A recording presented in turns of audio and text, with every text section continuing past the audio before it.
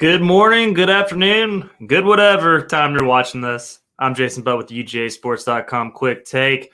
And it's Wednesday on a game week, so you know what that means. We're talking about the Wednesday wager, Georgia, Ohio State, in the Peach Bowl. If you are inclined to bet money, what you should be putting your money on, And I think most weeks, obviously, considering that this is with UGAsports.com,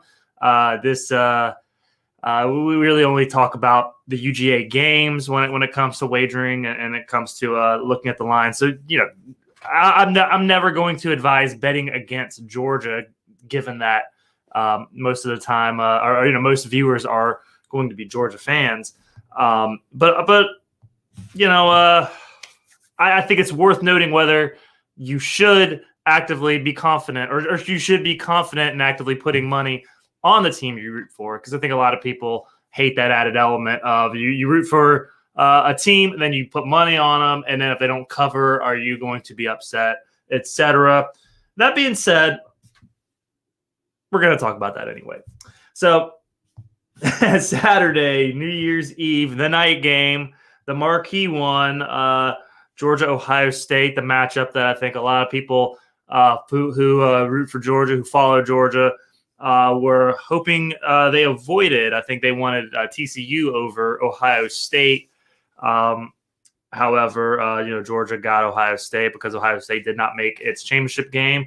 Might have been some people on the committee who didn't want the Michigan-Ohio State game to rematch so quickly, let them rematch in the national championship. If so, who knows all those things. So Georgia, Ohio State, that's the first game. As of now, so it's always tough to say when you see, and this is, as you guys know, my first layer of indications is always to look at where the money is. Are the sharps on a particular game? Since I'm not a professional bettor and I'm an average fan bettor, I like to see what the pros do, and I like to see where the money is, and I like to see where the public is early and throughout the whole process. And if the sharp money is greater than the public, or if there's a discrepancy, then I like to go with it. Fading the public is generally a good strategy as long as you can determine that the handle, the amount of money on the bet, is mostly just public and not sharps. So when you look at what we see so far with Ohio State and Georgia, it's almost reminiscent to the Georgia-Tennessee game, but reversed, where I remember that game going in, it was something like on Wednesday, it was 90-10 or 89-11 with the money for Tennessee. And then by that Friday or Saturday, as that line crept up just a little bit, boom, sharps came in heavy on Georgia and dropped it, and caused the reverse. As the line was coming down for Tennessee, boom, the sharps came in. It jumped back up. Then that's when I was like, okay, the sharps are on it. We're going Georgia, because I remember that week saying I'm not feeling good about this. Putting money on it. I think it's a close game. When the sharps got that heavily involved and caused a point and a half swing. So I'm going to be looking for that. I wonder if this line ends up getting a Friday, Saturday morning swing. But right now on Wednesday, we're talking about, according to the DraftKings book, 83% of the bets placed are on Georgia. 17% are on Ohio State, and the line is 6.5. So 83% of the public believes Georgia covers 6.5 points. Ohio State, 17% covering their plus 6.5. However, the handle, the total amount of money, is 90% in favor of Georgia and 10% in favor of Ohio State. So what that suggests, you got a 7% increase of handle to the public, which means there is some sharp money at play here, at least in the early going. So a lot of people in the early going think Georgia covers. And so if I'm reading this right now, and then you take into effect, we looked at Georgia's offense yesterday. Where does Georgia have the advantage? And it appears running the football. Like, let's not overlook the fact that Georgia, regardless of opponent this year, has been successful at running the football. They've over the last 6 games, they're averaging 219 yards on the ground. They played better teams than Ohio State has, and then the one elite level team that Ohio State played this year, Michigan. They ran for what was it, 2-something. Donovan Edwards had 220 something yards in that game. So with two large big play runs to help go with that total number.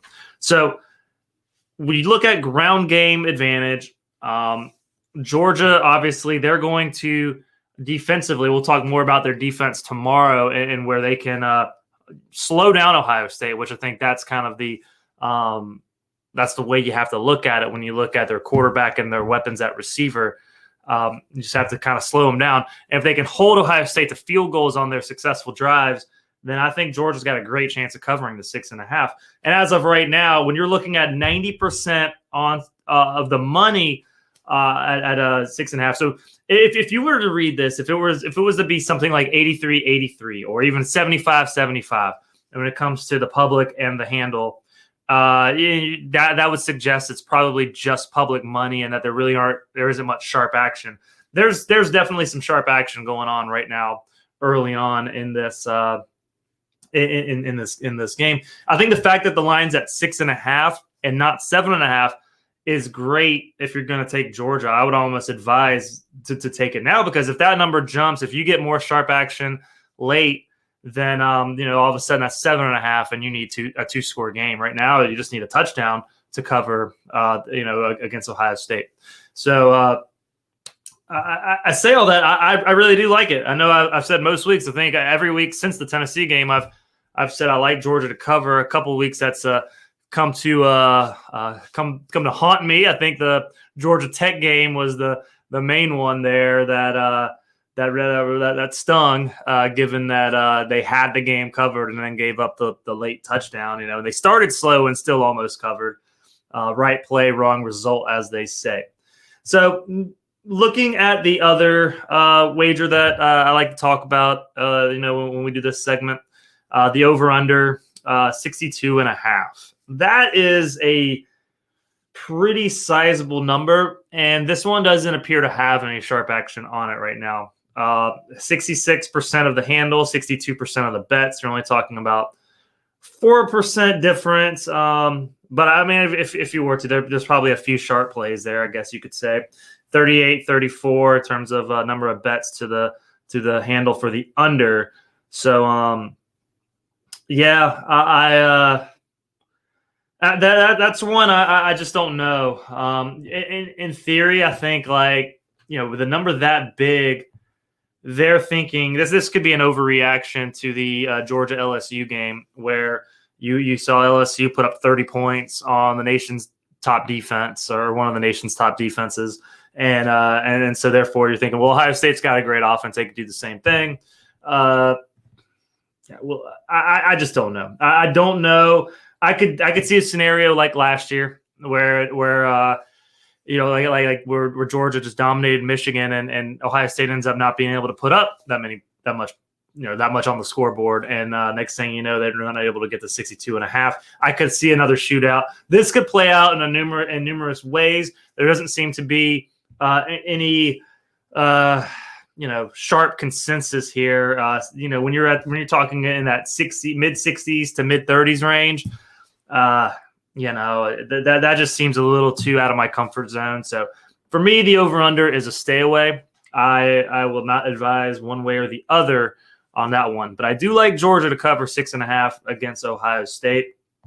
I think if you can get 6.5, then I think you're in a good spot, and you should feel good going in. Of course, anything can happen. This is the college football playoff after all. There's been a lot of time for both Ryan Day and Kirby Smart to evaluate and do their thing. And regardless, it should be, there's going to be plenty of drama. There's going to be plenty of